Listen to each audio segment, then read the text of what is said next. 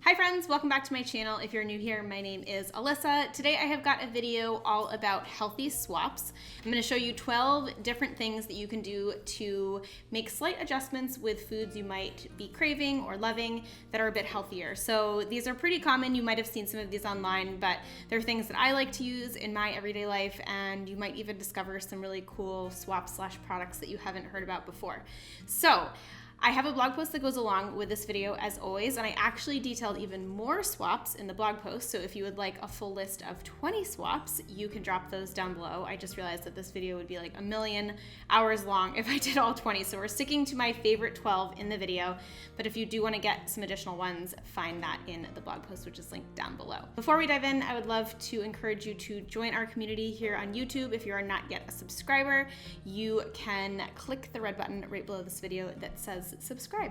Otherwise, let's go ahead and get started. So we are starting with savory, and my first tip is about crackers. So most crackers, like Ritz crackers or saltines, are made with butter or not so great oils, as well as super refined flours.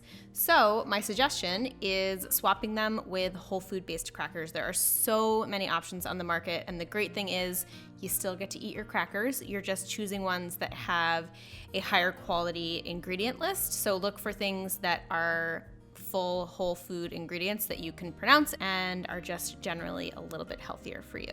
Next is chips. So of course we all love potato chips. How can you not? They're deep fried in a very hydrogenated, highly processed oil, and they really aren't the best. Although they do satisfy that salty, crunchy craving, the easy way to swap them is to swap them with popcorn. Of course, popcorn is not a one-to-one swap, but if you are craving something salty, crunchy, and kind of crispy, popcorn is a great option, and I will link my favorite recipe for popcorn down below.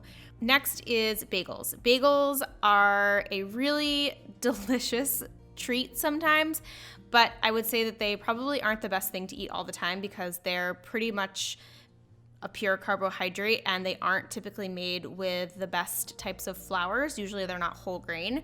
So what I would recommend is, if you are a bagel lover, but maybe you're finding that they're a little heavy, try swapping them with something a little lighter like rice cakes. Obviously, again, this isn't a one-to-one substitute. So what I like to do is basically just top my rice cake with whatever I would top my bagel with. So in this case, it's a vegan cream cheese, it's a slice of tomato, it's some everything bagel seasoning to give it that everything bagel flavor. And it's just a lighter way to enjoy an open-faced sandwich type of thing.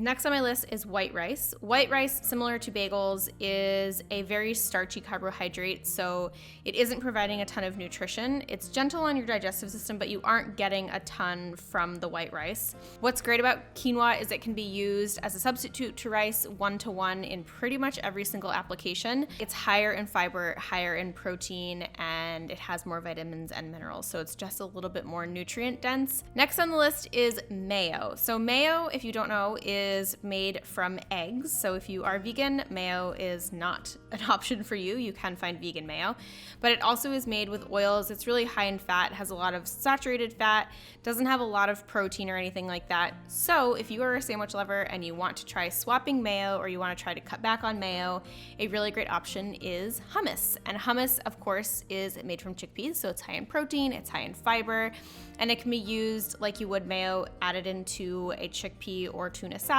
used on a piece of bread as your sandwich base. To go along with this is we're talking about tortillas, and specifically flour tortillas. Similar to bagels and other bread type things, tortillas are usually full of flours that are pretty refined, and they often also have a lot of additives. So I recommend swapping tortillas with a veggie wrap, whether that's romaine leaves, it could be baby bib lettuce, it could be collard wraps, it even could be coconut wraps if you can find those online. So here is an example of how you can use hummus as the base for your sandwich. So I'm just going to spread it on the leaf of lettuce. I topped it with some black beans, sliced tomato, and sprouts. And this is a super nutritious and filling lunch. I will have like 4 to 5, maybe sometimes even more of these. And I absolutely love them. It's basically like having a salad and sandwich mashed together in one. Now we're gonna move on to the sweets, and the first thing we're talking about is white sugar. White sugar is not the best option because it is highly processed, highly refined, and very high on the glycemic index. So what I recommend is using a less refined option if you are looking to sweeten things. And my option is maple syrup. Maple syrup is lower on the glycemic index, it's less refined. Of course, it's still sugar, but it's a little bit healthier and a little less processed, which I think is great. Next is chocolate chips. Chocolate chips are full of cane sugar usually, so if you are somebody that's trying to cut back on your sugar, but you still want that kind of chocolatey flavor, a great alternative to chocolate chips is cacao nibs. And cacao nibs are basically just raw cocoa beans that get mashed up into little bite-sized pieces. And they aren't sweet at all, but they do have a nice crunchy chocolatey flavor. Next on my list is milk chocolate. Milk chocolate is basically sugar mixed with milk. It does have a little bit of cocoa in it, but very, very little. So I swap that with a dark chocolate, and I recommend going 70% or darker with your cacao. And that just means you are gonna have a little bit less sugar, you're gonna have more cacao. It's gonna be a nice, rich, dark chocolate flavor. Now let's talk about sugar candy. Sugar candy is usually made with high fructose corn syrup, a lot of unnatural dyes, and they just generally are not a great option. So put those aside. Luckily, there are companies now that make healthier fruit and naturally sweetened candies. Smart Sweets is an option. There's also wholesome sweeteners, I think, or wholesome candy. I'll link it down below. But Smart Sweets is great because it uses whole food ingredients and it's made with natural colors and natural fruit flavors. Next is granola bars. Granola bars are not my favorite choice because they don't give you a lot of bang for your buck nutritionally speaking. They are often high in sugar, low in protein, high in carbohydrates, and you're just not getting a lot. So instead of eating granola bars as a snack, I would recommend picking up some protein bars. This protein bar obviously doesn't look quite as good, but the nutrition is way better on it, and it's gonna be a better satisfying snack. It has 12 grams of fiber, 14 grams of protein, and it only has 3 grams of sugar. Last but not least in my healthy swaps list is soda. Obviously, soda is not a good thing to drink at all.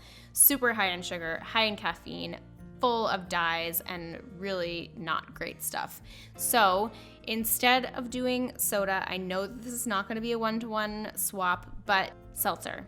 Seltzer is gonna give you that carbonation hit that is probably one of the things that your taste buds like. And the great thing about seltzer these days is you can pretty much find them in any type of flavor that you like. So explore all of the different flavors, find something that you enjoy to drink, and I promise that over time you will get to kick that soda habit. And there you have it, my friends. I hope you enjoyed today's video that was all about healthy swaps. If you have any that you are excited to try, or if there are some that I did not include on my list that you incorporate into your everyday life, please drop those down below in the comments. I'd love to hear them. And I also just want to make a disclaimer that I'm not trying to say that any of the foods that I was giving swaps for are inherently bad, but if you are somebody that is interested in trying to eat more healthy, wholesome, pure, whole food type foods, then I think the swaps that I offered are a great option for that. So not to say things are bad or that you should not eat certain food groups or anything like that, just making healthier choices when you have the option and when you would like to, I think is a great choice. So if you did enjoy it, please give it a thumbs up, and don't forget to check out the blog post for 8 additional healthy swaps. You can find that down in the description box. And if you are not yet part of our community here on YouTube, I would love for you to join us. There's a red button right below this video that says subscribe. All you have to do is tap that button. Otherwise, I hope you have an awesome rest of your day, and I'll see you in the next video. Bye.